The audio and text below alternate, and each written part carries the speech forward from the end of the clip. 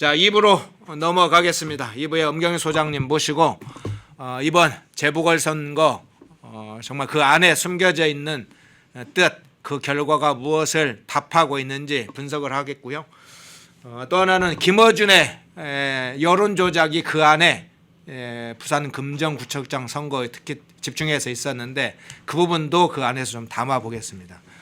그리고 국회에 국정감사장에 뉴진스의 한의가 뜬 일이 있었죠. 그 부분도 한번 좀 다뤄보겠습니다. 엄경희 소장님 나오셨습니다. 어서 오십시오. 네, 안녕하세요. 예. 자, 우선 재보궐선거 관련된 좀 선거 결과를 분석을 해보겠습니다. 자, 우선 자료 한번 띄워주시죠. 예. 다음 장 한번 보시겠습니까? 예, 서울교육감부터 먼저 한번 좀 투표 결과하고 그에 대해서 어떻게 분석을 하시는지 좀 요약해서 이야기를 해주시죠. 네, 서울시 교육감 선거 결과가 나왔죠. 조전혁 45.93%, 아깝게 4.3%포인트 차이로 정근식한테 졌는데요. 사실 이제 저희도 서울시 교육감 선거를 굉장히 중요시하게 여기면서 여러 차례 분석을 해드렸고 선전 가능성이 있다 이렇게 이제 말씀드렸는데 이게 지난주 금요일 날 그러니까 그 사전투표 첫날이죠. 그날 오후에 그 최보선 보궐선거 출마가 운명인 이 최보선 후보가 사퇴를 하면서 정근식 후보 쪽으로 이제 그 좌파 후보가 단일화됐죠. 그런데 사실 보수 쪽도 단일화 움직임이 이제 그 캠프 내부에서 뭐 강하게 잃었던 것 같은데요. 이미 시간을 좀 놓쳤고 그리고 좌파 쪽은 이제 그 보수 쪽에 시간을 안 주려고 일부러 사전투표 첫날 단일화를 했다 이렇게 이제 소문이 쫙 나 있더라고요. 그래서 이게 그 기세 싸움에서 밀리면서 그러니까 4.3%포인트 차로 졌는데 이게 그 중도 보수 후보의 이게 그 득표율이 3.8%였으니까 만약에 이제 그 보수도 단일화가 됐으면 거의 비슷하게 한 0.5% 안팎에서 좀 그 승부가 갈리지 않았을까 그렇게 이제 생각이 되는데요. 어쨌든 조전혁 후보가 안타깝게 됐고 그런데 이분은 또 강한 정신의 소유자니까 다시 일어설 것으로 봅니다. 저희가 이제 지역별로 득표율을 좀 간단하게 살펴보고 넘어가겠습니다. 예, 서울의 각 좀 구별로 또 동별로 뭐 이걸 압축해 다 자세하게 보긴 어렵고 좀 압축해서 몇 군데 상징적으로 한번 좀 볼까요? 네. 예. 일단 그 전체적으로 보면요. 예. 강남 3구하고 용산구에서만 이기고 다른 지역에서는 다 졌습니다. 그래서 이게 총선 때랑 비슷한 상황이 나왔다. 이렇게 이제 보시면 되는데 사실 이번 주에는 이제 그 가장 큰 이슈 중에 하나가 이게 명태균하고 이제 김건희 여사하고 카톡 이게 이제 공개가 되면서 일주일 내내 이게 대한민국이 오빠 민국이 돼버렸죠. 그러면서 좀 타격을 받은 부분이 있다. 그래서 정말 이게 시기적으로 보면 굉장히 안타깝다고 이제 생각이 돼요. 만약에 단일화만 됐으면 그래도 이 벽을 뚫고 그러니까 접전 내지는 이제 역전이 가능했을 것으로 보이는데 어쨌든 굉장히 안타까운 결과가 나왔습니다. 지역별로는요. 이게 사실 보수도 그러니까 이번에 투표율이 전반적으로는 부진했지만 보수도 열심히 나와서 투표했습니다. 그러니까 강남 3구나 뭐 용산 또 마포 그리고 양천 이런데 뭐 성동까지도 굉장히 이제 보수 투표율이 이제 많이 높아졌거든요. 그래서 저희가 그런 지역 중심으로 간단하게 살펴보겠습니다. 용산구를 보시면 정근식 용산 쪽을 한번 키워줄 수 있습니까? 용산 쪽을 보시면 정근식이 50.57, 조전혁 45.63 이렇게 나와 있죠. 그리고 이제 가운데가 윤호상인데 용산구가 이게 뒤집힌 아니네요. 제가 잘못 읽었죠. 네, 제가 중구 결과를 말씀드린 거고요. 용산구는 정근식이 43.11 그리고 조전혁이 53.37 이렇게 나왔습니다. 그래서 용산은 뭐 상당히 앞섰고요. 그 다음에 쭉 내려가 보시죠. 강남 3구 쪽으로 한번 가보죠. 강남 쪽 여기는 강남이 있습니까? 송파, 서초, 서초 한번 보시겠습니다. 네, 서초도 31.39가 정근식, 그 다음에 아니 33.26이요. 네, 33.16 그리고 조전역이 64.06 이렇게 돼 있죠. 예. 그리고 이제 강남구 보시면 정근식이 30.87, 조전역이 66.30 이렇게 돼 있죠.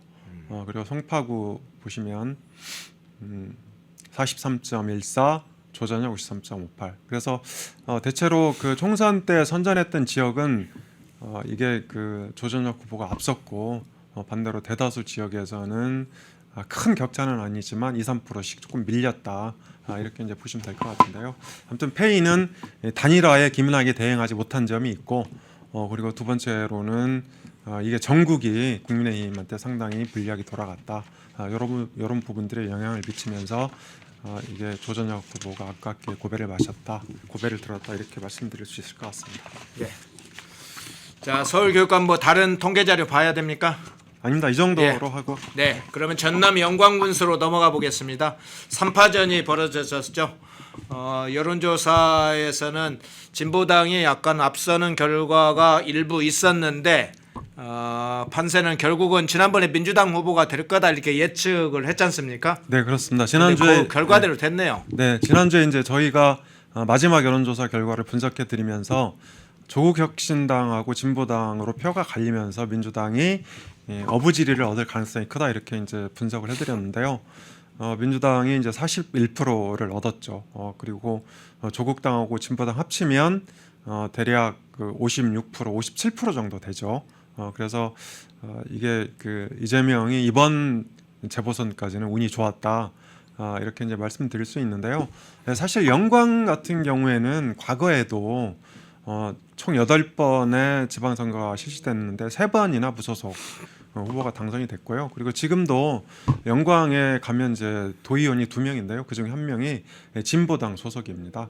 그래서 처음에는 조국당 후보가 이게 기세를 올렸는데 진보당이 급속히 치고 올라오면서 민주당한테 승세를 내줬다 이렇게 볼 수 있을 것 같고 막판에는 이제 진보당이 바닥표를 훑으면서 도의원도 있고 하니까 이러면서 이제 조국당을 3위로 밀어냈죠. 그런데 이제 저 결과가 민주당한테 반드시 좋은 건 아닙니다. 그러니까 민주당이 전남에서 41%밖에 못 얻었다는 것은 다음 지방선거에서 굉장히 불리하다. 왜냐하면 이제 그 어느 당이나 한 명만 공천을 할 수 있는 거잖아요. 그리고 이게 이제 민주당 같은 경우에는 너무 치열하기 때문에 공천받지 못하는 후보들이 조국혁신당 쪽으로 몰릴 가능성이 큽니다.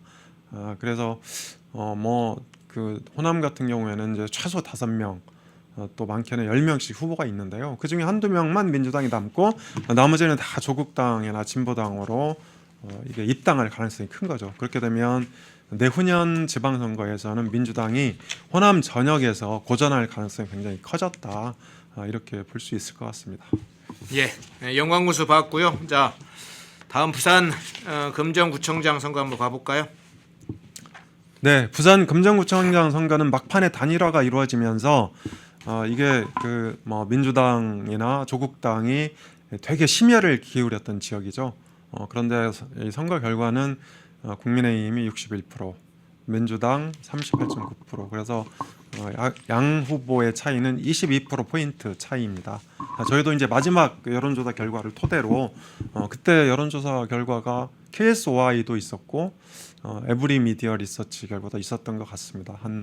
민주당 후보가 한 3%포인트 앞서는 걸로 나왔지만 연령별 투표율이나 지지율을 감안해 보면 국민의힘 후보가 여유 있게 이길 거다 이렇게 분석을 해드린 적이 있는데요. 아무튼 민주당이 이제 그 최근 전국에서 다소 그 굉장히 이제 그 거친 공세를 취하고 있는데 그것을 업고 국민의힘 후보를 밀어붙였지만 결과적으로 크게 졌죠. 그리고 이제 여기 관련해서 이게 오늘 조선일보 사설에 나온 그런 건데요. 이게 조선일보 사설에서 김어준이 운영하는 여론조사 꽃에서 이 마지막 조사 결과가 3%포인트 앞서는 걸로 민주당이 나왔죠. 근데 이 결과는요, 여론조사 꼼만 그런 게 아니고 KSY도 그랬고 또 에브리 미디어 리서치도 그랬던 것 같아요. 그래서 그 세 개 여론조사 모두 민주당이 앞서는 걸로 나왔지만 결과적으로는 국민의힘이 22%포인트 앞섰으니까 그 여론조사까지 합쳐서 계산을 해보면 무려 격차가 25%포인트로 이제 그 크게 틀린 거죠. 네, 그런데 사실 저는 이게 민주당이 일상적으로 여론 조작을 일삼고 있다 이렇게 이제 지난번에도 말씀드렸는데, 자 그때도 우리가 두 번 다룬 적이 있어요. KSY가 선거 3주 전에 단일화 후보 여론조사를 했는데 민주당 후보가 조국당 후보보다 10%포인트 정도 앞서는 걸로 나왔거든요. 근데 왜 그런 조사 결과가 나왔냐면 이게 그 국민의힘 후보하고 가상 대결을 붙일 때 당을 씁니다. 그러니까 민주당 누구누구 후보 또 조국당 누구누구 후보 이렇게 이제 당을 앞에다 표기를 하면 아무래도 부산 지역에서는 민주당 지지율이 2배 정도 높잖아요. 네. 그러면 당연히 민주당 후보가 높게 나옵니다. 그래서 이게 KSY가 그런 식으로 이제 이 단일 후보로 몰아가는 거죠. 그 여론조사가 나온 바로 그 직후에 단일화를 합의를 했어요. 민주당하고 조국당이. 그래서 뭐 그날 저녁에 또 번복을 했다가 그 다음날 다시 단일화를 했는데 결국은 민주당 후보 쪽으로 단일화가 된 거죠. 왜냐하면 그 여론조사가 영향을 미친 거예요. 그래놓고 이제 자기들이 여론조사를 막판에 마지막 여론조사를 선거 6일 전에 했는데 여론조사 꽃도 3% 앞서는 걸로 나오고 KSY도 3% 앞서는 걸로 나오는 거죠. 그런데 이 사람들이 이런 식으로 여론 조작을 해놓고 다 또 방송에 나갑니다. KSY 대표도 그렇고 실명은 제가 거론 안 하겠지만 그 다음에 여론조사 꽃 김어준이야 뭐 본인 유튜브에서 계속 떠드니까 여기 나가서 윤 대통령 씹고 또 민주당 국민의힘 씹고 이러는 거죠. 이런 식으로 ARS 여론조사 기관을 운영하면서 여론 조작을 일상적으로 일삼고 이 회사의 대표나 소장들이 또 그 방송에 나가서 그걸 이제 홍보하는 거죠. 그러면 다른 유튜브나 다른 그 언론이 진보 좌파 언론들이 이걸 또 그대로 받았습니다. 참고로 저는 여론조사 기관 운영 안 합니다. 그 하나의 이제 이렇게 카르텔 구조가 돼 있군요. 네, 그렇습니다. 그렇게 돼 있는 거를 이제 이 조선일보가 이번에 그 시의적절하게 짚은 거다 이렇게 볼 수 있는 거죠. 네. 어쨌든 그런데 이게 네. 지금 말씀을 쭉 해주셨습니다만 지난 총선 당시에도 여론조사 꽃이 제가 얼핏 기억에도 100여 개 이상 저 여론조사를 했던 걸로 기억이 나거든요. 공천 그 사전 정지 작업부터 시작해서. 그렇죠. 그러니까 100여 개뿐만 아니고 이제 공개하지 않은 것까지 하면 엄청난 숫자를 했을 거로 보고 있고요. 네. 당시에 여론조사 꽃은 이를테면 후보들한테 줄 세우기를 한 거죠. 그래서 여론조사 그러니까 김어준 유튜브에 나오고 그걸 이제 그 빌미로 여론조사를 하고 이렇게 하면 일종의 1차 면접이 되는 거죠. 그런 식으로 이제 여론조사 조작을 했었는데요. 그 저희가 아까 서울시 교육감 선거도 마찬가지입니다. 저희도 2번인가 소개를 해드렸는데 이게 그 조원 CNI라는 여론조사 기관이 있고 저 스트레이트 뉴스가 이걸 받아서 씁니다. 그래서 마지막 그 여론조사를 보시면 마지막 직전이죠. 어떻게 나왔냐면 일단 양자 대결을 붙입니다. 그런데 후보가 4명인데 양자 대결을 붙인다는 거는 의도를 갖고 붙이는 거예요. 그래서 여기서 최소 5%포인트 이상 정근식이 앞서는 걸로 나왔잖아요. 그러고 나서 그 질문 다음에 이제 사자 대결 구도를 붙여요. 그러면 양자 대결에 대한 잔상이 머릿속에 남아 있습니다. 응답자들은. 그러면서 이 사자 대결에서도 정근식적으로 굉장히 높게 나오죠. 여기서도 이제 5%포인트 정도 그러니까 앞에 나왔죠.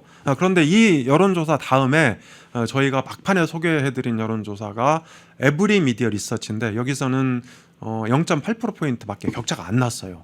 그러니까 조전혁 후보가 조금 지기는 했지만 거의 비슷했죠. 그런데 이제 이걸 보고 캠프에서 정근식 캠프에서 우리 큰일 났다. 그러면서 단일화를 추진한 거죠.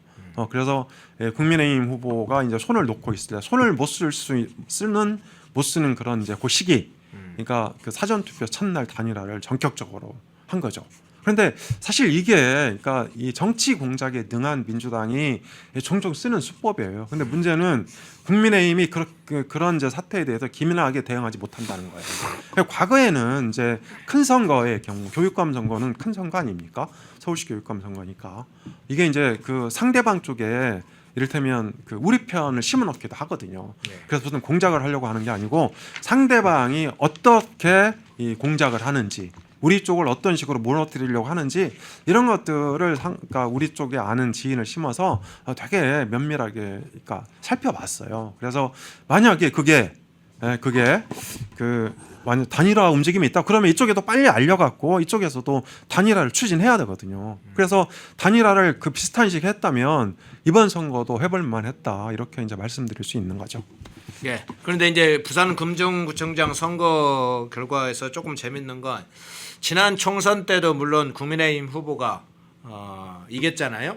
그때 당시에 대략 한 13% 격차로 표차로 이긴 걸로 기억을 하는데 이번에는 22% 격차가 났어요. 예전보다 뭐 9% 10% 정도 오히려 더 격차를 좀 벌렸고 이제 강화 군수 같은 경우는 예상보다는 조금 한 8 내지 9% 격차로 해서 한 10몇 프로로 봤는데 조금 줄었어요. 그래서 그냥 생각이 드는 건 강화 군수는 상당히 어차피 이길 거라 예상을 해서 상대적인 예입니다. 선거에 집중이 좀 덜해서 오히려 부산 금정구청장 같은 경우는 당에서도 그렇고 여러 가지 선거에 집중된 효과 또는 부산 쪽에 여러 가지 뭔가 이런 상황에 대한 위기의식 뭐 이런 것들도 작동했을 것 같은데 그 부분은 어떻게 보세요? 그렇습니다. 부산 선거에서 막판에 두 가지 이슈가 불거졌는데요. 첫 번째는 그러니까 민주당 김영배 의원이 그러니까 그 혈세 낭비라고 공격을 했어요. 네. 그러니까 재보궐 선거에 대해서. 그런데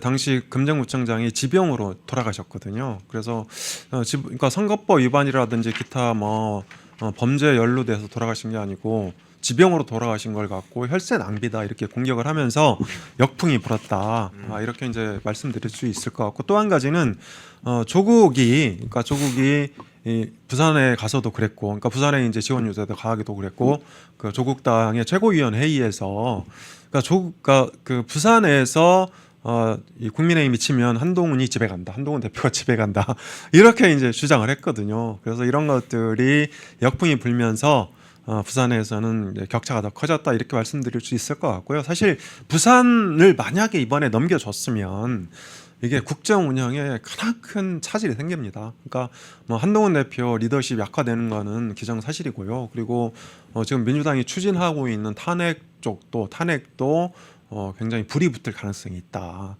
그런 면에서 부산이 지난 총선처럼 애국심, 그러니까 부산 시민들의 애국심 발동을 하면서 큰 격차로 국민의힘한테 승리를 안겨줬다 이렇게 볼 수 있는데요. 지난번에 말씀하신 대로 14%포인트 차이가 났어요. 그러니까 이번에는 이제 그 격차가 8%포인트나 더 확대된 거죠. 그래서 부산 선거의 결과는 국민의힘과 우리 이제 윤석열 정부의 국정 운영에 좀 탄력을 갖게 해주는 좀 열심히 더 국정 운영을 열심히 해라 이런 이제 채찍질의 의미도 있다고 보고 있고요. 그리고 민주당 쪽에는 이재명한테 확장성의 근본적인 한계. 그래서 뭐 부산에서 8%포인트나 더 격차가 났다는 거는 더 이상 확장이 안 된다 중도 보수 쪽으로 이렇게 이제 말씀을 드릴 수 있거든요. 이런 여러 가지 함의가 있고 다만 강화군수 선거는 사실 처음부터 국민의힘 후보가 상당히 여유 있게 앞서면서 좀 맥이 빠진 선거였다. 그래서 영광이나 곡성 이런 데보다도 투표율도 상당히 낮고 그러면서 이제 격차가 다소 줄은 거다 이렇게 말씀드릴 수 있을 것 같습니다. 예, 우리 백한송님이 안상수 무소속도 영향이죠 해서 강화군수 이야기를 해주셨네. 예, 좋은 지적 고맙습니다. 불타는 감자님이 수도권에서는 이제 우파만의 지지로는 승리할 수 없습니다. 이렇게 글도 주셨고요. 예, 우파 지지만 승리할 수 없다. 확장성도 물론 있어야죠. 그런 측면도 지적을 해주셨네요. 자, 금방 강화군수 결과 부분을 조금 일부 이야기했는데 강화군수 결과 보면서 한번 조금 왜 그 1호 결과가 나왔는지 한번 살펴보겠습니다. 예, 상황 분석해 주시죠. 네, 강화군수는 이제 국민의힘 박영철 후보가 50.97% 나왔고요. 민주당 한현희 42%, 무소속 안상수 6.25% 이런 순으로 나왔습니다. 그런데 이제 여론조사에서는 대략 60대 30 이렇게 나왔던 것 같아요. 그런데 다소 이제 격차가 줄었는데요. 무소속 안상수 후보도 여론조사에서는 8, 9% 정도 나왔던 것 같습니다. 최소. 그런데 이제 그 본 선거에서는 일부 지지율이 국민의힘 쪽으로 옮겨갔다 이렇게 볼 수 있는데 저기서는 이제 처음부터 좀 그 대세론이 형성돼 있었다. 그래서 국민의힘 지지층의 긴장감이 많이 떨어졌던 것 같습니다. 반면에 민주당 후보는 조용하게 바닥을 훑으면서 선거운동에 이제 힘을 쏟았고 뭐 이런 측면도 있고요. 그리고 아무래도 수도권의 영향, 그러니까 서울시 교육감 선거에서도 우리가 봤듯이 최근에 이제 국정 그 뭐 명태균 카톡 논란이 불거지면서 국민의힘한테 좋지 않은 영향을 끼쳤다, 이렇게 이제 볼 수 있는데 대체로 그런 영향은 이 보수 지지층의 투표율을 떨어뜨립니다. 그러니까 서울시 교육감 선거도 대략 23.5% 정도가 최종 투표율인데요. 보면 이게 그 60대 이상 보수 성향 유권자만 해도 2% 정도 되거든요. 그래서 이게 그 아무튼 국정 난맥상이 부각이 되면서 투표율을 떨어뜨리고 그것이 국민의힘 득표율의 하락으로 나타났다, 이렇게 볼 수 있을 것 같은데요. 아무튼 강화군수는 뭐 그럼에도 불구하고 한 9%포인트 차로 이겼다, 이렇게 말씀드릴 수 있습니다. 예, 그 강화군수 관련해서 한 가지 질문을 좀 드려볼게요. 이제 대세론 문제, 그래서 사실은 이제 안심하고 있었던 지역이라 보수층 일부가 투표에 좀 소극적인 이런 양상도 지적을 해주셨는데, 또 국정과 관련 당시 여론도 이제 사실은 안 좋은 이슈들이 좀 있었잖아요. 그 영향도 수도권 안에서 영향을 받았다, 이런 지적도 있는데, 일부에서는 이게 이제 적절한 지적인지를 한번 검토를 해봐야 되는데, 안보 위기 문제가 좀 작동한 거 아니냐, 현실에서 지금 북한과 가장 근접해 있는 지역이어서 북한의 그런 안보 위기 또 군사적인 충돌 양상이 심리적으로 작동한 거 아니냐, 이런 지적도 좀 있고, 민주당 쪽에서도 이 부분을 좀 오히려 강조하고 좀 있는 것 같아요. 그 부분 어떻게 보세요?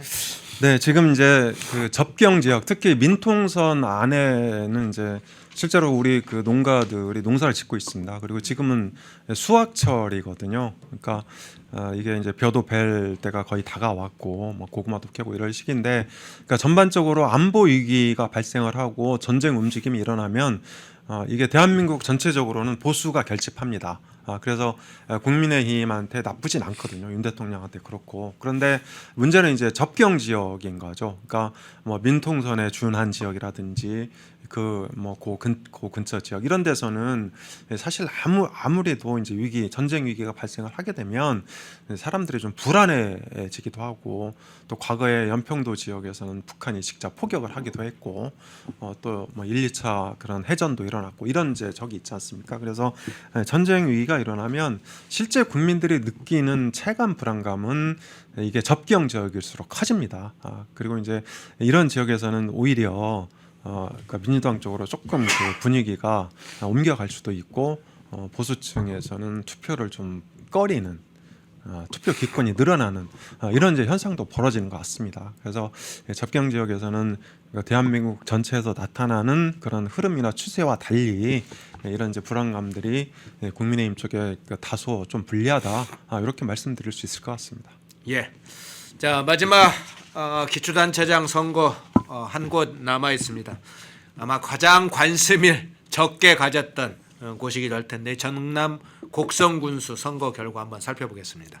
네, 전남 곡성군수를 이제 간단하게 살펴보려고 하는데요. 저희가 그 왜 이제 이런 그 준비를 했냐면, 물론 이제 저기가 무슨 격전지는 아니었어요. 그런데 우리 그 이정현 전 그 대표의 고향이기도 하고, 또 이정현 전 대표가 지난번 총선에서 곡성에서는 상당히 40% 가까이 득표를 했거든요. 그래서 아무튼 곡성도 눈여겨볼 지역 중에 하나인데, 그러니까 조국당이 창당을 하면서 국민의힘 지지율이 상당히 빠졌어요. 보면 국민의힘 최봉희 후보가 3.48% 이렇게 이제 빠졌죠. 반면에 조국당은 35.85%, 36% 정도 득표를 했는데요. 그러니까 이 조국당이 이 35%를 넘게 득표했다는 것은 민주당한테는 굉장히 비상입니다. 아까도 말씀드렸다시피 한두 명 빼고는 모든 사람이, 그러니까 공천을 희망하는 모든 사람이 조국당으로 몰려갈 가능성이 있는 거죠. 그리고 이제 국민의힘도 조국당이 생기기 전에는 호남에서 대략 10% 정도의 지지율을 확보를 하고 있었고, 곡성, 순천, 영광 이런 이제 전남 동부 지역은 또 전통적으로 국민의힘 지지세가 좀 있는 지역이거든요.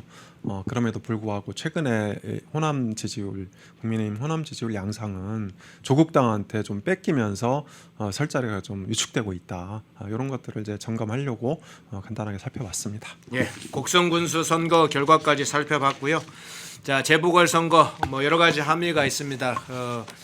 해석을 할 때 물론 여러 가지 주관적이고 또 주체적으로 해석할 수 있는 여지가 있는데 객관적 통계 자료를 통해서 눈여겨볼 대목들이 있으니까 그런 부분들을 함께 살피면 좋겠습니다. 일부에서는 수도권 얘기할 때 단일화 문제도 있지만 한 4%, 4~5% 정도는 지금은 좌파와 우파가 객관적으로 좀 격차가 있는 거 아니냐 이런 분석도 있기 때문에 지금 그 좀 약간 4~5% 기울어져 있는 정치적 상황을 어떻게 반전 모멘트로 삼아서 오히려 4~5%가 우위의 상황을 만들지 그런 전략이 좀 필요하겠죠.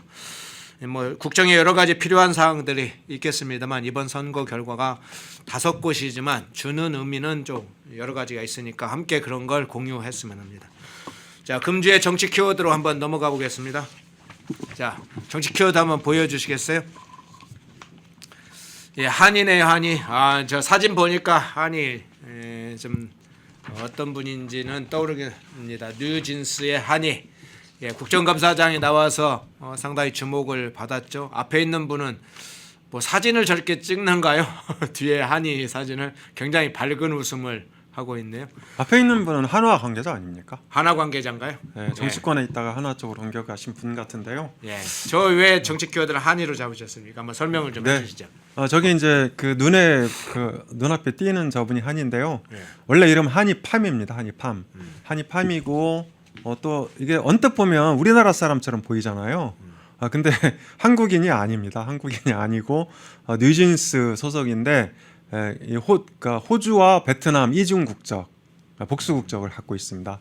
아버지 어머니가 베트남 사람이고 이 아버지 어머니가 이제 그 호주로 이주를 한 거죠. 그래서 한이는 이제 그 호주에서 태어났습니다.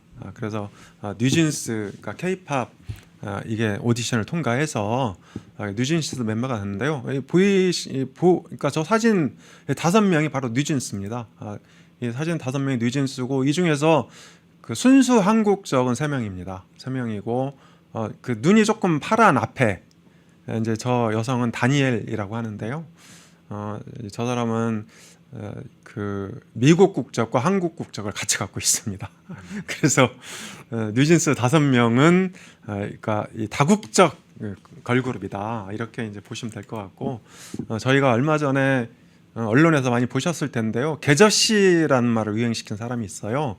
그러니까 그 미니진이라는 그 어도어 전 대표가 하이브하고 이제 경영권 분쟁을 하면서 개저씨라는 말을 이제 했는데요. 개저씨는 여기 이제 허 앵커님이나 저 같은 사람을 보고 개저씨라고 하는 거죠. 개새끼 플러스 아저씨를 줄여서 그걸 가르쳐서 한다고요?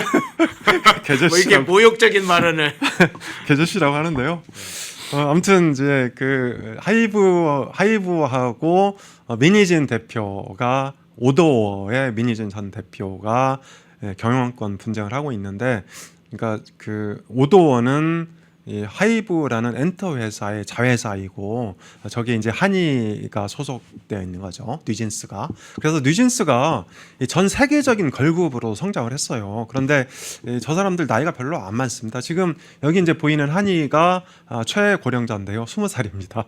그리고 막내는 이제 16살 이렇게 돼 있는데 2년 전에 혜성처럼 등장을 해서 전 세계에 그 센세이션을 일으켰는데, 미니진이 지금 이제 쫓겨났다가 얼마 전에 사내이사로 재선임 됐거든요. 그래서 어도어의 대표로 이게 이제 그 다시 복권이 될지는 잘 모르겠는데, 이게 그 하이브하고 어도어하고 싸우면서 뉴진스의 평판도라든지 뭐 세계 순위가 급락을 했습니다. 그래서 지금은 50위권 밖으로 밀려나 있는 경우도 많고 이제 그런 상황인데요. 이게 어떻게 이제 국감장에 등장을 하게 됐냐면, 이게 그 한이의 팬들, 그러니까 뉴진스의 팬들이 직장 내 괴롭힘으로 국회 환노위에다가 이제 진정을 한 거예요. 그래서 국회 환노위원장이 안호영이라고 전북 출신이죠. 그러니까 무주진한 장수하고 완주가 지역구인데 이 사람이 이제 이 한이를 참고인으로 채택을 합니다. 그리고 증인은 어도어 대표를 증인으로 채택을 했고, 그런데 한이가 외국인인데도 불구하고 자기가 나가서 억울함을 호소하겠다 이렇게 해서 환노위에 이제 나온 거죠.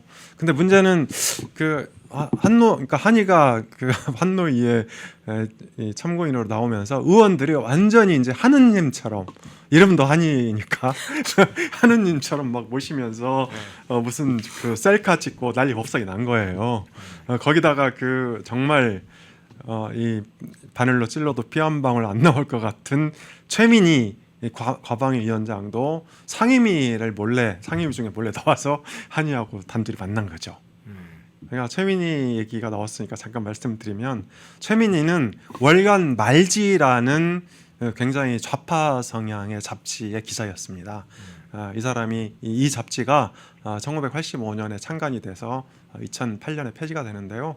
그러니까 이 월간 말이라는 좌파 잡지가 사실 우리나라 좌파 언론의 사관학교 같은 역할을 합니다. 그러니까 오마이뉴스의 오연호 대표도 여기 이제 월간 말지 출신이고요.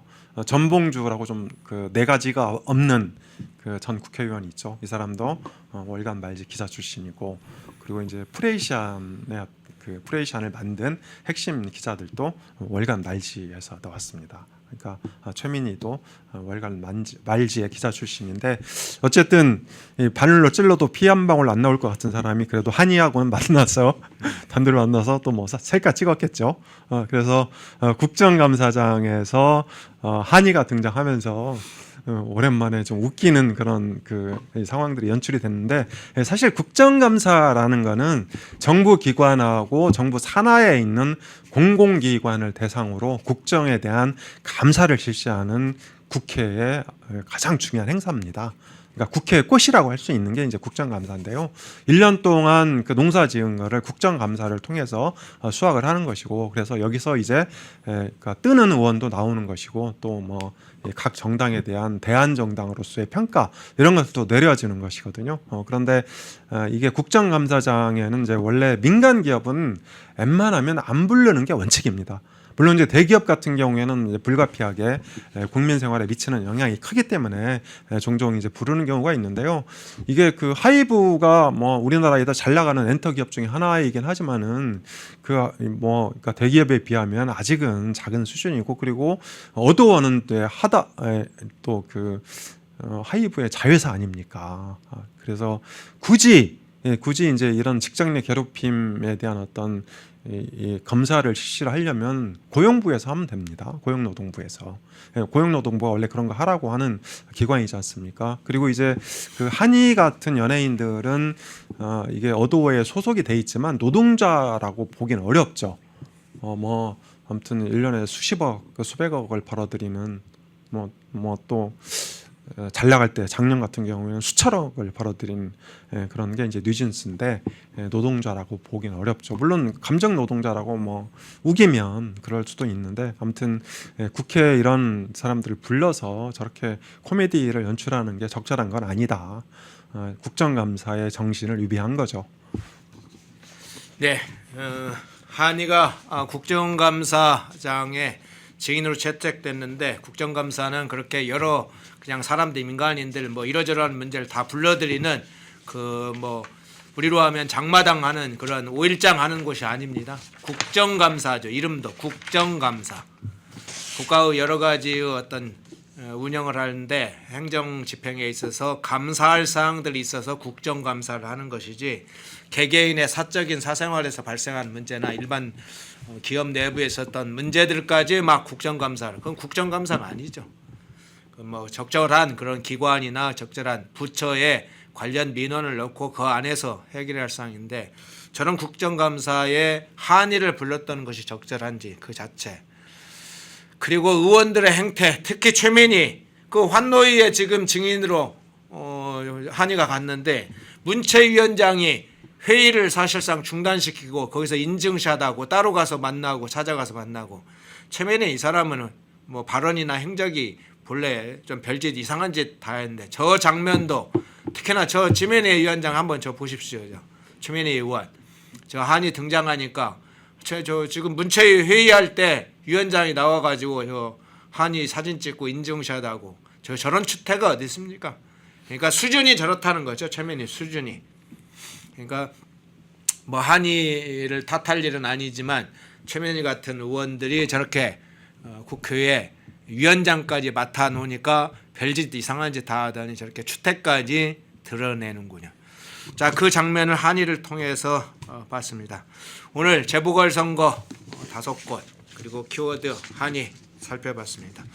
엄경수 소장님 고맙습니다. 감사합니다. 인터넷 검색창에 펜앤마켓을 검색해 주세요. 펜앤마켓은 펜앤드마이크 구독자분들을 위한 종합 쇼핑몰로 좋은 상품으로 온라인 최저가를 목표로 하는 마켓입니다. 많은 관심과 사랑 부탁드립니다.